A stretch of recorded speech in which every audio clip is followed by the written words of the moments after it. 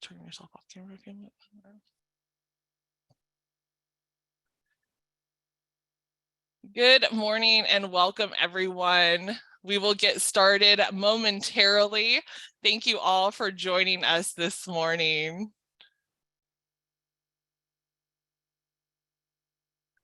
Good morning and welcome to today's Small Business Bootcamp session. My name is Faith Ritchie and I'm the Small Business Programs Manager filling in for usual host Robert Theobald.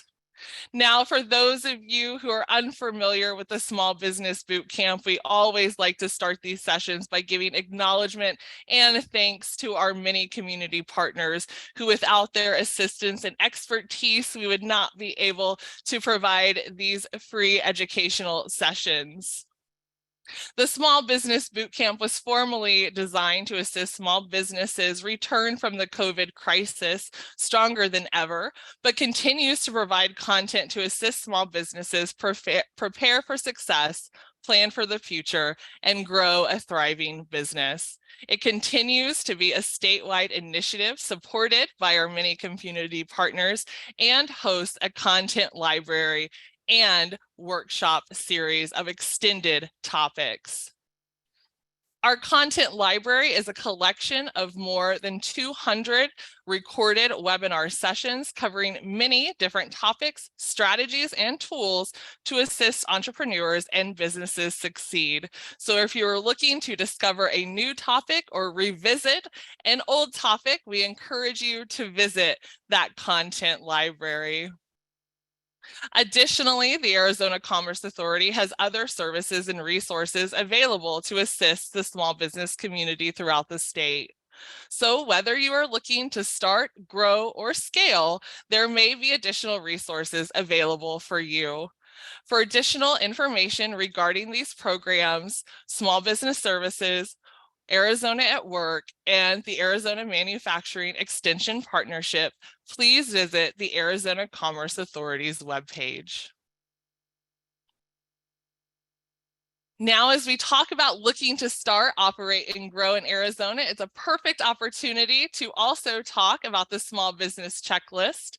This Small Business Checklist tool is an interactive and online guide to help answer all of those commonly requested licensing and permitting questions for local, state, and federal levels. We encourage any entrepreneur to review this tool to make sure you are dotting all those I's and crossing all those T's. It's a great location to start as you look to start and grow. Here is a look of some upcoming workshops and webinar sessions on our calendar. This week, we will be hosting a lunch and learn with the Department of Revenue, talking all things business taxes. So I know this is a pertinent topic to many individuals. So we encourage you to take some time, join us in this webinar session. We will be hosting this a little bit at a different time than usual. This will be hosted this Thursday at 11 a.m. and again hosted through Zoom. Additionally, for our workshop series, we will be featuring an in-person workshop with the Phoenix Business Journal to assist you identifying those additional resources needed when looking to start and grow your business. Continuing with our Tuesday at 9 series, you will see for upcoming sessions, cultural marketing framework, and then using resiliency in work and life. So if those topics are of interest to you, we encourage you to visit our website and register for those upcoming topics. Trust us, you do not want to miss these exciting opportunities and presenters joining us. Now to jump to our presenter, the reason why you're all here. I know this is not a new presenter, hopefully for many of you, but if so, you are in for a treat. Dr. Ojeda has been with us time before, and we always take so much learning away from these sessions. So we are so excited to have her with us again from Mighty Underdogs, founder and CEO. She has guided us through so many different growth seminars, and we are so happy to have her revisit us here with this boot camp to talk metrics. So without further ado, I will go ahead and turn the time over. So thank you so much, Donna, for being here. Always a pleasure, and so excited to jump into today's topic. Thank you, Faith. I mean, metrics are not that exciting, but it's good that you make it that way, because that's the only way companies can grow, is to have metrics. Are we ready to get started? Let's dive in. Share my screen? Okay. Let's see, share screen. I want to thank everybody for being here today. And talking about metrics is where I'm a chief strategist for Mighty Underdogs. We're a nonprofit that helps small businesses grow and expand their business. And after your third year, usually 3 to 7 years, under $1 million in revenue. And so we provide tools and teachings. I've worked with SCORE. I was chapter chair for SCORE for 8 years in Detroit. Came to Tucson and saw a little bit of a gap in working with mature companies that are already in business. And so why do I have two? I have two screens on here. Faith, what am I doing wrong? What do you see? Do you see the opening I see your screen? title screen. Not the red one. Not the red one. Okay, because I've got the red one sitting right in front of me going, what? Okay. Then what happened? Sorry. Let me get rid of this one then. There we go. So go ahead and get started again. So building a successful business doesn't have to be complicated. We've had it complicated. People make it complicated. We overcomplicate our businesses just by putting too many steps in our business, and a lot of times not really knowing or being taught how to play the game of business. And so we do make it more complicated. We think it has to have a lot of steps in there, and it doesn't. So we're here to simplify things. To give a little bit of context, there are 32.5 million businesses registered with the IRS, and 96% of those are less than 10 employees. So my guess is that that's just about everybody on this call. And the 96% less than 10 employees are also under $1 million in revenue. So there's a large market there. And 8.5 out of the 10 startups will not make it to their 5th year. We have 4 million startups that started in the last 2.5 years, and more than half of those will go away. And we want to make you to be one of those that stays. And metrics is a key piece to success in your business. So the successful habit, when we talk about metrics today, I'm not going to talk to you like Google Analytics or get into your financials or get into the nitty gritty. I'm going to stay up above and talk about how it affects your business, how metrics are used to grow your business, to make your business better, to shine, and to be a stronger, more profitable business by looking at your metrics. It's also on why we measure our progress. What do we measure? The top 6 to 8 things that we measure. How do we measure? Who's responsible? And when do we measure? What's the frequency of measuring? I have had a lot of times I go to these workshops with banks, and they talk about the financial metrics. Financials are one piece, but there's also the how often do you look at your metrics? And once a month is not enough. It's usually daily, weekly, and then monthly. And there are different numbers to look at. So we'll take a look at those. In the game of business, when we talk about why do we measure, I have lots of people that ask, why do I have to measure? I know the bank needs it, other people need my numbers. Well, no, you need your numbers too. So when we talk about the game of business, it really is about keeping score and drawing a line in the sand being stronger, being better. We're looking at how you're spending your time and your money. So time over money equals return on your time.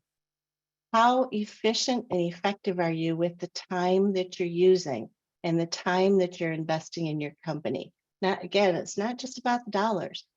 It's more, I think, more about the time. You've heard the statement, time is money.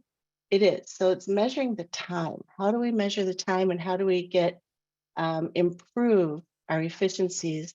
And we can only do that if we're looking at how we're measuring our time. And it's not time management either. It's let's look at your numbers.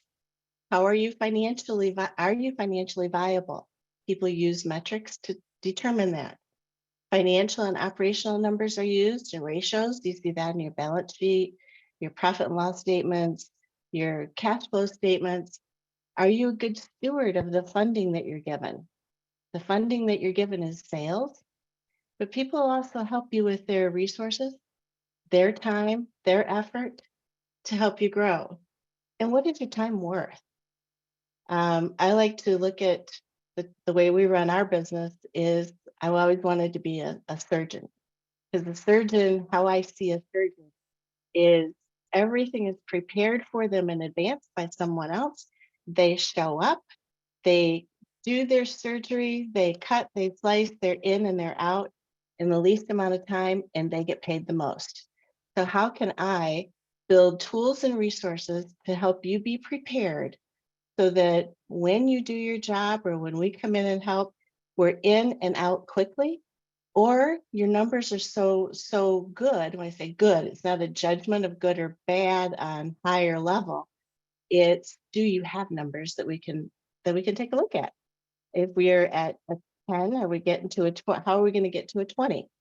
So if you have numbers already set up and identified, an outside person can come in very quickly and help you grow or move or change that number if you know what it is. Identifying the numbers are the hard part. Okay. The next piece is predicting your future is also what you use metrics for. If you can see it, envision it, you can get there. So we create not just having an envisioned future, which is part of your strategic plan, it's having metrics of what is that going to look like? It puts reality to it.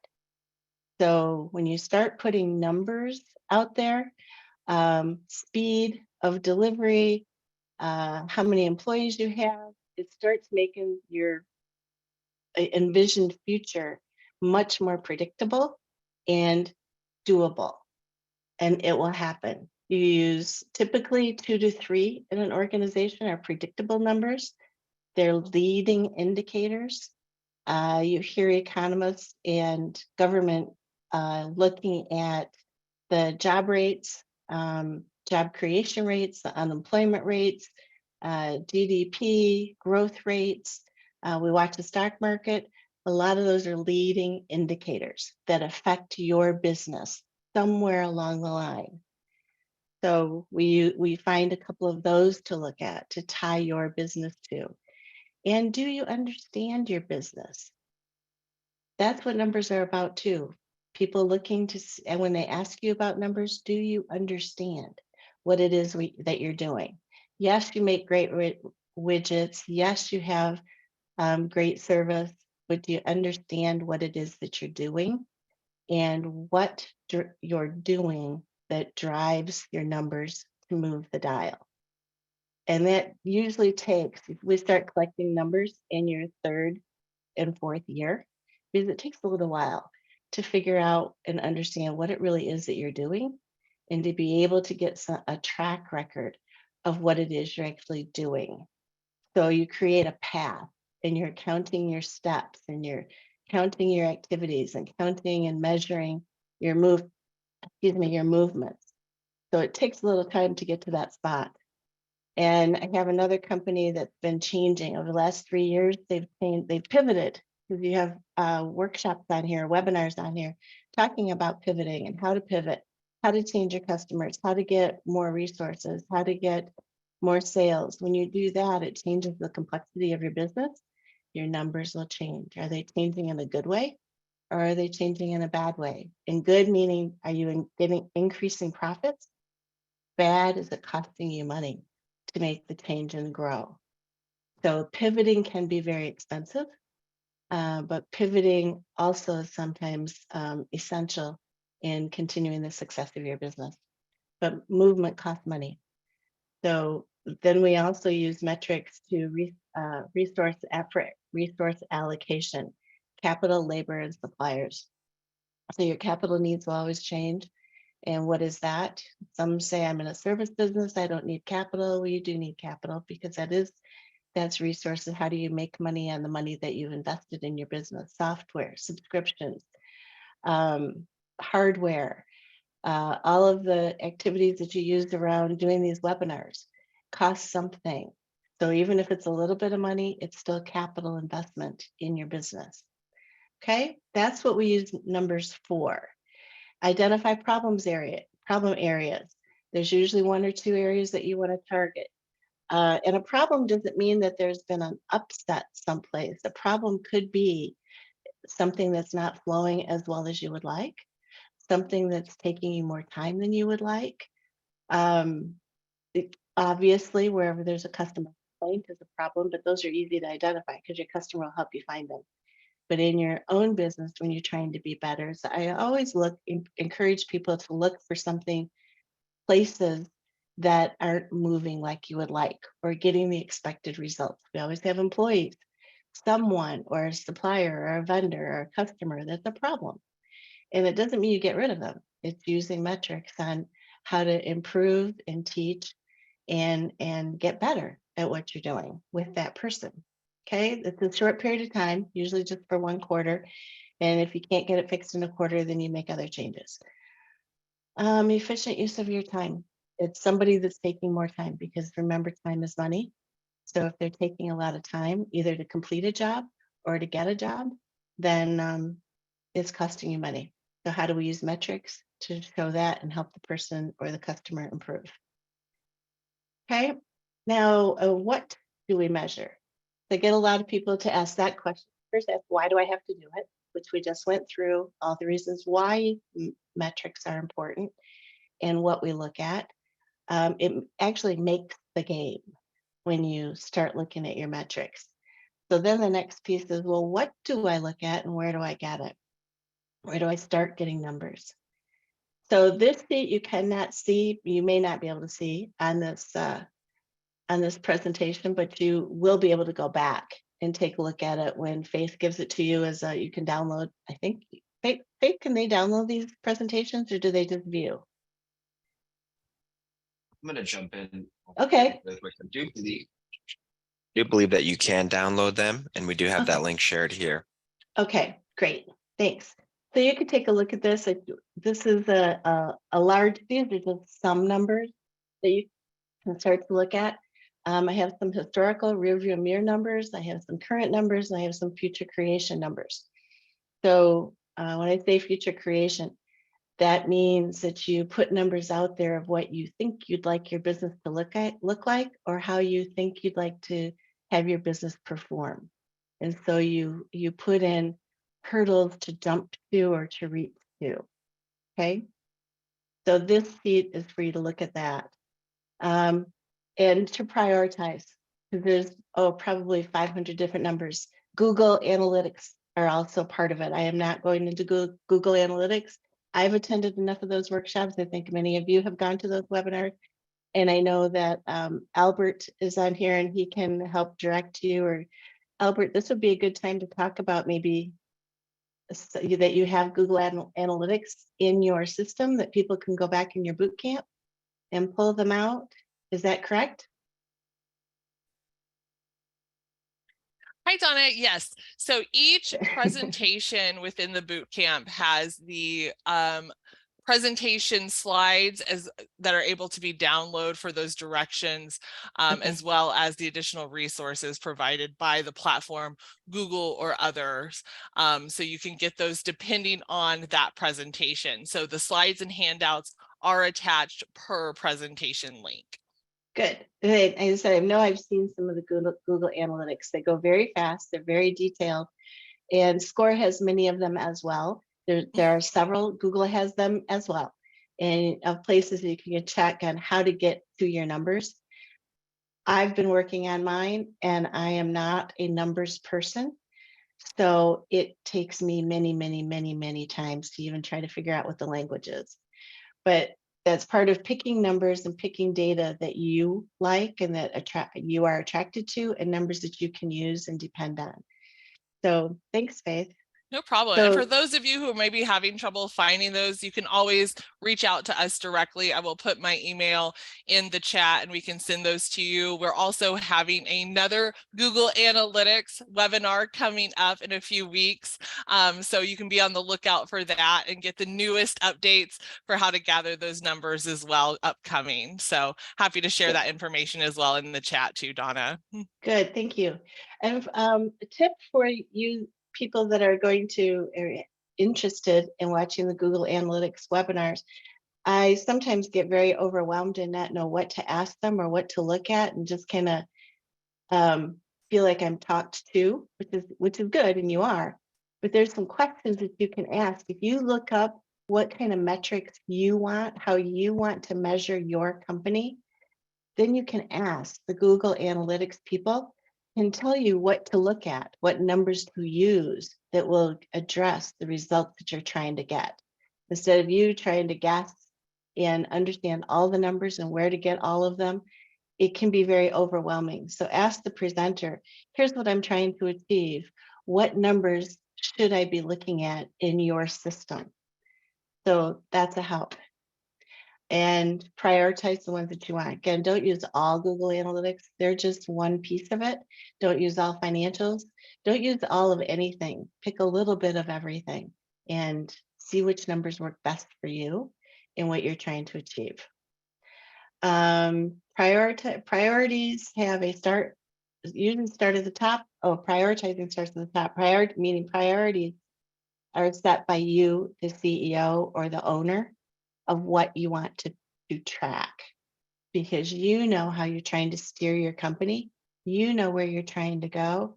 And think about if you're the driver in a car and you're trying to get from Phoenix to Chicago, you know where you're going, but you need your support people, your passengers, or you need indicators along the way to remind you or tell you you can confirm that you're on the right path, that you didn't get off or you missed an exit somewhere of where you wanted to go and you end up in Dallas, Texas.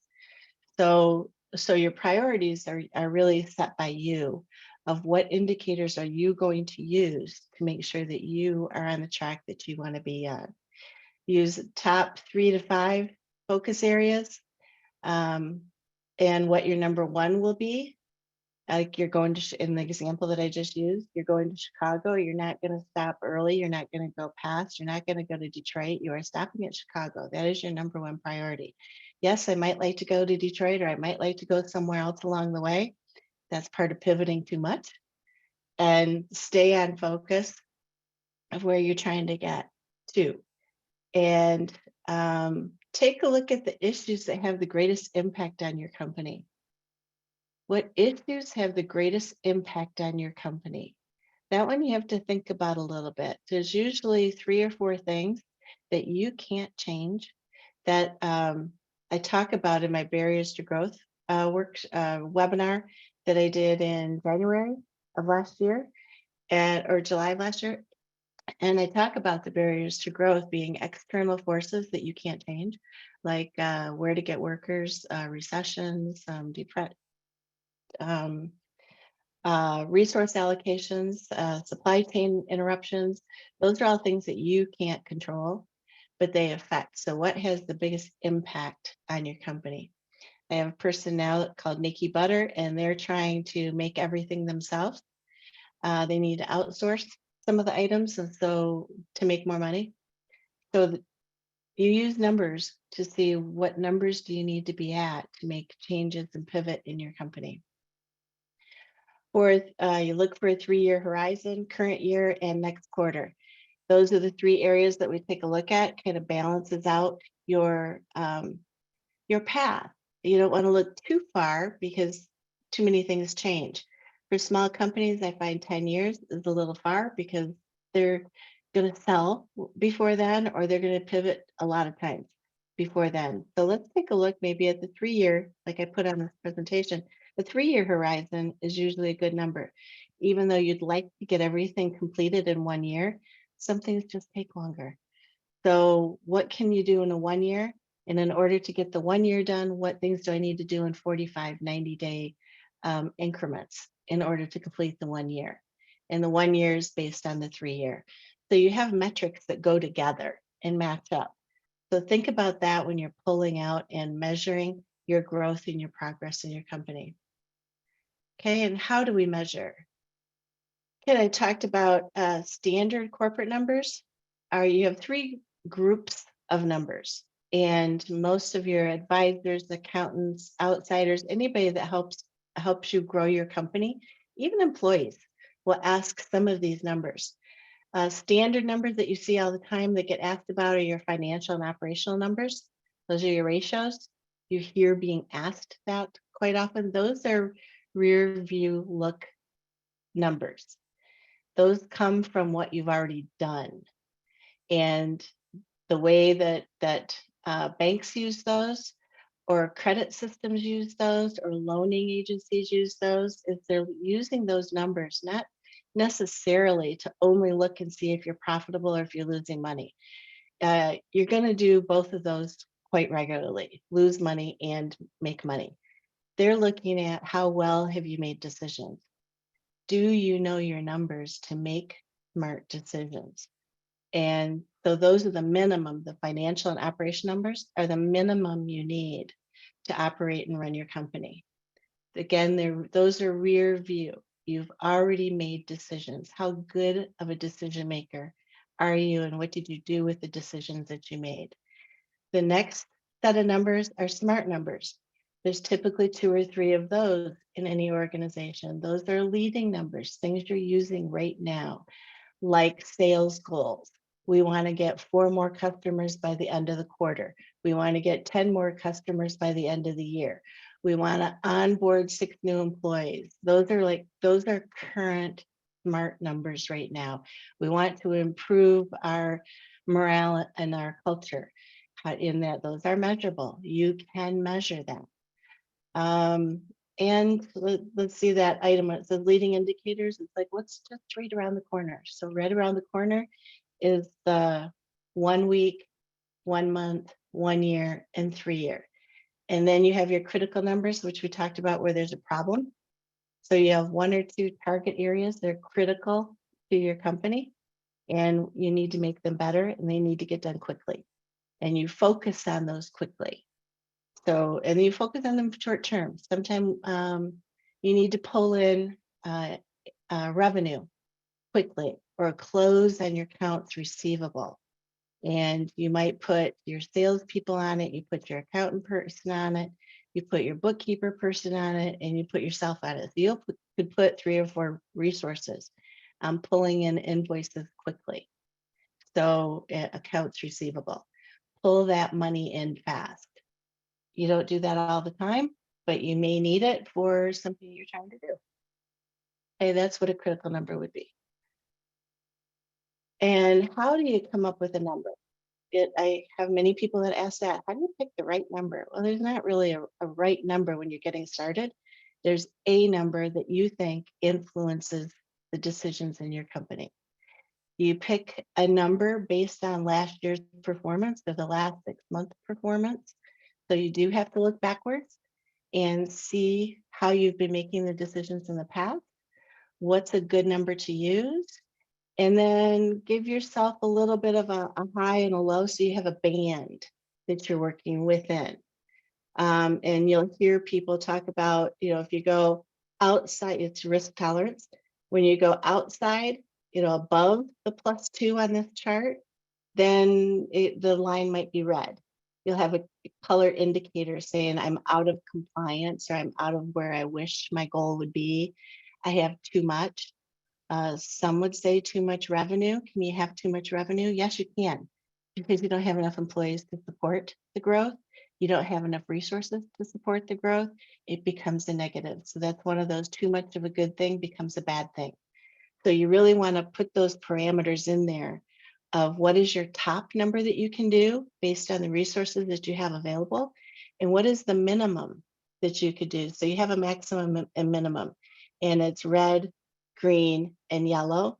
So it really could depends on where you are in that band to stay green all the time and within your goal. Okay, so make sure that you have some parameters, and they're not just, I hear people call it a reach goal or a stretch goal. You're like, no, I mean, I don't want it to be a stretch goal. If you can stretch there, then let's pick that one to have that be the goal. The risk is how much, what is your capacity of how much more can you really do? And then back it off just a little bit so you have some room, but also move it up from the bottom so that you're running at full capacity. It's a good place to be. That's where you maximize your money. Okay. This is a chart that your numbers go into. I wanted to show you where metrics fit into your planning process. You use metrics for your marketing plan, because your marketing, anybody that you hire to help you with your marketing will need to know what the numbers are that you're trying to get, because they're performance based, they're result based. You pay them to get results. What results are you looking for? It goes with your strategic plan. This is the back side of the growth formula that I showed a couple months ago. In putting together your execution plan. And you'll see many one-page translators, one-page business plans, one-page strategic plans that are out there if you just Google it. This is one sample I wanted to show you that I have. We have the 3-year on the far left, so you have them written down.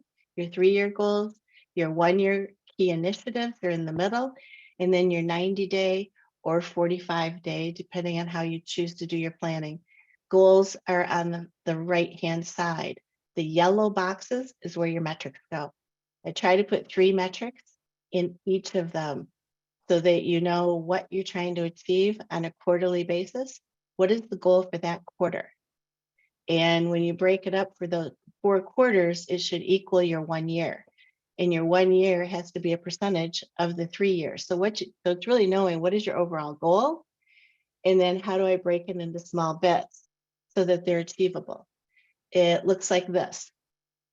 I'll go back to the other chart, but we have found that the frequency matters. Like when you were in school, even I'll do right now, we're doing taxes. So we do taxes. If you wait till the end of the year, which is what that top line is, the activity, I'm not going to do anything right now. Too busy to take care of it monthly, too busy to take care of it quarterly. I'll worry about it when it gets time to file my taxes. Well, then you put all your energy at the end, guarantee you're going to miss opportunities. So because you're waiting till the last 60 days, at 45 days, I know some people that do that, to do their taxes and get everything together, clean up their numbers, clean up their books, get everything to match, get everything organized, get everything in the categories that they need to be in, and have the numbers balanced. They do it once a year. We have found that if you do it more frequently, like the IRS tries to get you to pay quarterly, but they do it based on last year's numbers. We try to do quarterly based on future numbers. So if you have a percentage of growth that you're looking at, work backwards. What is the goal I'm trying to achieve? How do I break it up into 30-day increments and have my monthly goals that I'm trying to get to? Again, if you wait till the end of the year or wait till the end of even 6 months, you've missed so much opportunity and you're so far behind that you end up adjusting your yearly growth goal. And you miss. So we try to increase the frequency is all I'm trying to get with this one. When I was putting this together, Robert asked me about the accountability matrix because he had seen this before.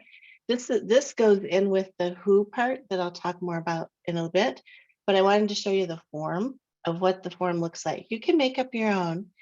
You have the accountability on the left-hand side. What are they accountable for? Typically a human a job can do 5 jobs. And the number one, these are prioritized, 1, 2, 3, 4, 5. You see that in the middle, and the percent of time that you expect them to spend in each of those job assignments. So it sort of goes with what we've used in the past are job descriptions. What we've come up against with this going from linear job assignments to holistic job assignments and remote jobs. As we all know, the future of work is changing. And so this tool is used for how do we all work together and in a circle format versus job description is assigned to a particular job. And I think many of you know the job descriptions you may have had in the past don't really describe what it is that you do. I have a manufacturing company that I'm working with right now. I'm not an HR person. I asked him, what's your biggest challenge right now? And he says, we're trying to make videos of each of our jobs so that people know, the new people know exactly what to do when they come in. And we're finding we have a huge gap that the job description that they've been given and that we have, which legal says you have to have, is very different than the job that they're actually doing. Many of you know that. It has always been that way. The job description and the job you actually do, there's a huge gap. And so how we're working on how do we close that gap so that we can use videos. It's not a written job description. It's an actual video of how you do it. And safety is included in that. Safety training is included in that job video. This is for job improvement, job performance. What 5 things am I responsible for in my daily activities? What's the priority that you want me to work on them? And what percent of my time should be in here? And then on the right-hand side, it has success factors. What measurables are you using to determine that I'm successful? What numbers am I using? Should be the same numbers that my customer uses, which is the same numbers that my supervisor uses, that everybody in the company are using the same numbers to work from. What do you expect of me? There's a job description out right now that somebody is looking for. She sent me the job description. I asked her for the accountability matrix as well, or the accountability measurements that the person is being measured on. And, and I'm trying to get some new words out there that people don't know what you're talking about because it's not a typical thing. But people want raises. You want them to perform. They need to know the numbers. What do you want me to do? How are you going to know that I'm being successful?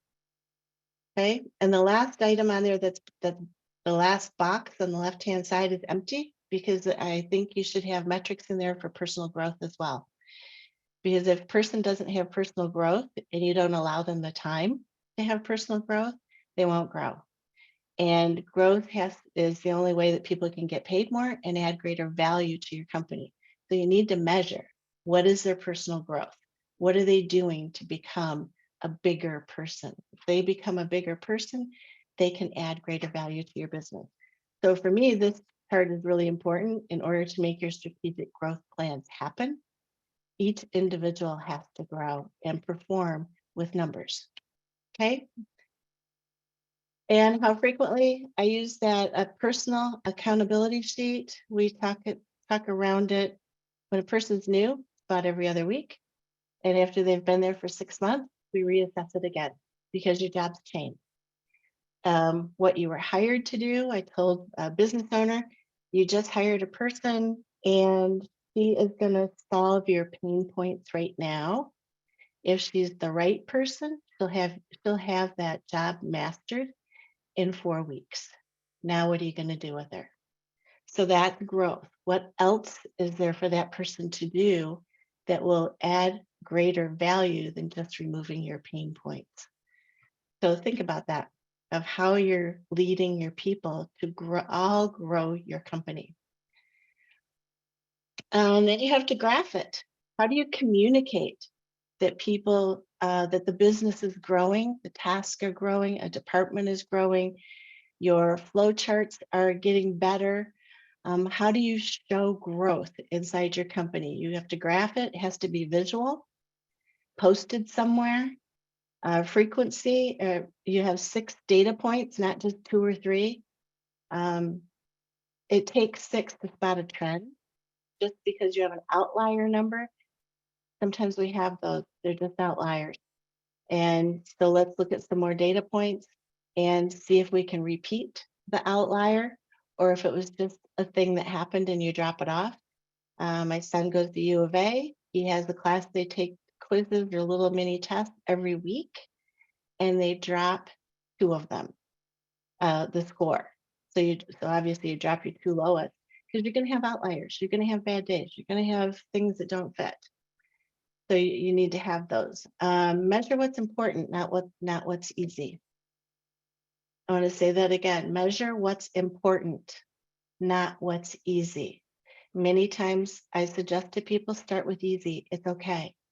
And then when you start with the easy, you'll start to see what you need to increase and what you need to change.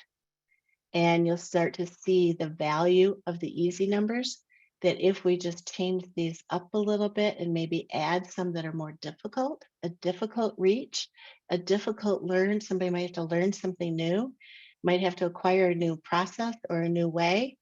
Those are important to your company's growth. Changing software, changing platforms, changing customers. Those are all difficult, but they are essential to the growth of your company.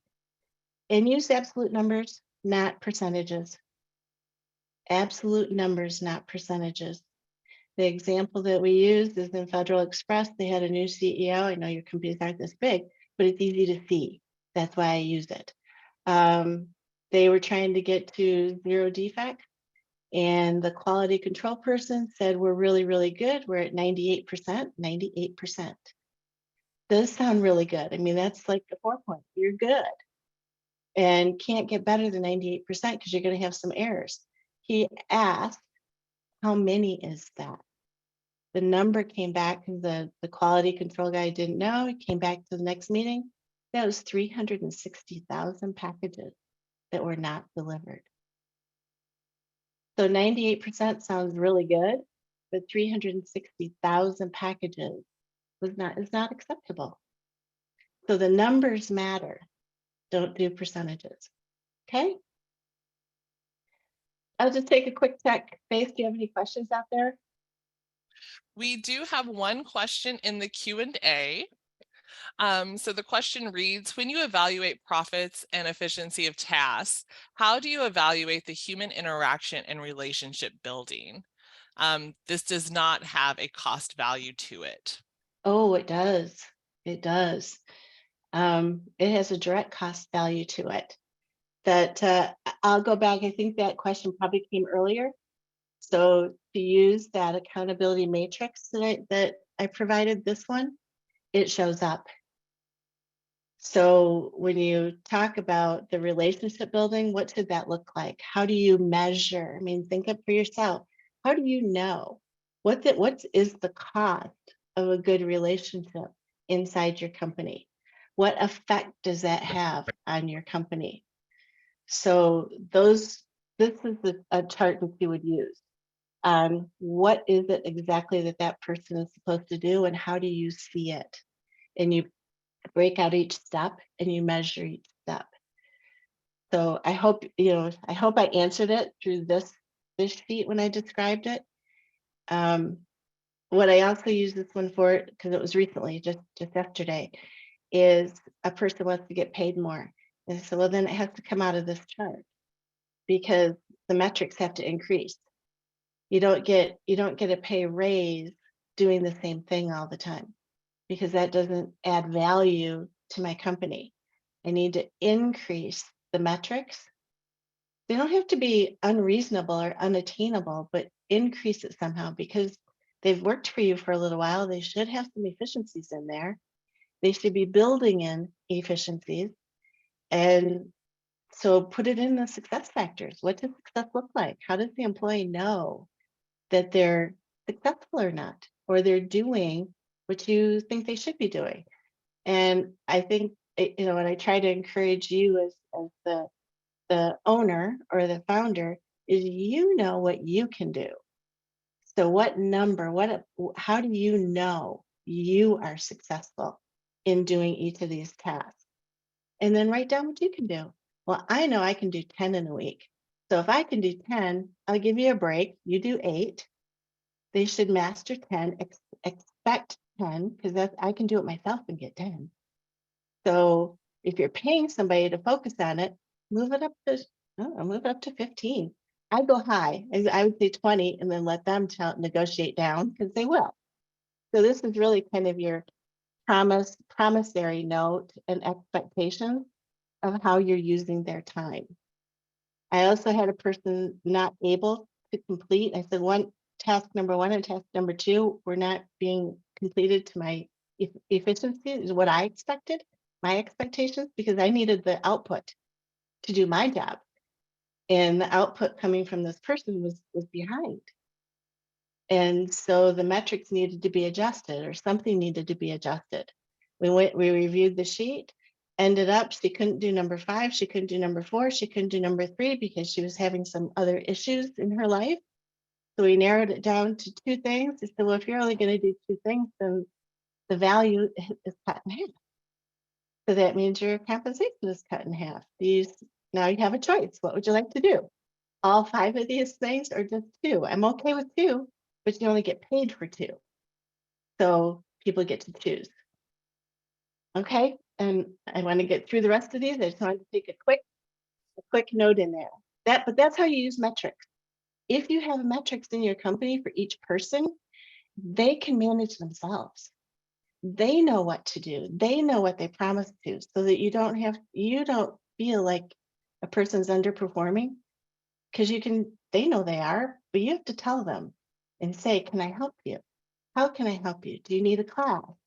Do you need some time? Do you need, what do you need? And because they don't think you're paying attention or that you know. And of course, we all think nobody's ever going to say anything. So they get away with it. So it's your job to use the tool to help them improve and help them be the best that they can be and that you're paying them to be. Okay. This is what some graphs look like. This is a dashboard. I try to get people to a dashboard. And when someone will always say, well, what does a dashboard look like? It's a 1-page summary of how your company runs. I had another company that I worked with for 12 years. When I started with them, I asked, what's your goal? I'm the outsider, just like your marketing person, or you maybe have sales reps or something. Your outside person will ask, what's your goal? What do you want to achieve? You're hiring me to achieve what? And he said, I want to be able to run my company. I want it to be $1 billion in revenue by the time I'm this age, and which was 12 years. And I thought, well, in 12 years, we started at 150 million and he wants to get to $1 billion. A lot of things need to happen. So we can put a plan in place, and I put metrics in place so that we can measure that we're on track. Does he have to move faster? Can he move slower? Can he take time off?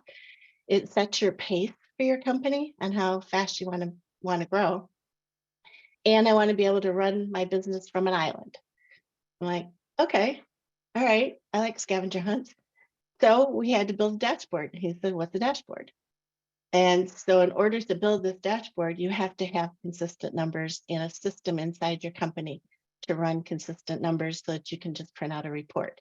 And now this runs real time he turns on his computer, he goes to his page, and this is what he sees every day. He can see it at any moment in time. And that's something a lot of companies strive for. If you're going to be $1 billion, if you're going to be $1 million, you need to have some. You may not have 5 or 6, but you may have some that you can watch every day. What do I do with it? Also, this is another example. I tried to give examples of what do I do with the metrics when I have them. So if you're looking for more profit, this was an easy one. I'm looking, do I increase revenue? By how much? And more revenue doesn't always give me greater margin, doesn't always give me greater profit. Sometimes reducing expenses I need to do as well. So we separate the numbers, you know, which ones drive profit, which ones drive revenue, which ones drive expenses, which ones reduce time. So the numbers do different things. So you need a good combination, a good mix of what your numbers are so that you can make some adjustments. These are turning your dials in your company to make it go faster or to slow down. And it is about the dials, okay? Summary, we talked about standard numbers, 3 sets of numbers, standard numbers, smart numbers, and critical numbers. Have 2 of each. That gives you 6 numbers right there to be able to see a pattern and a trend of how you're growing and developing. We can use those same numbers to look at the past 3 years, the current 3 years, and the future 3 years. So you get a 9-10 year window about your business right there. Again, then they're numbers. Some are based on fact, some are based on wish and hope and drive. Okay.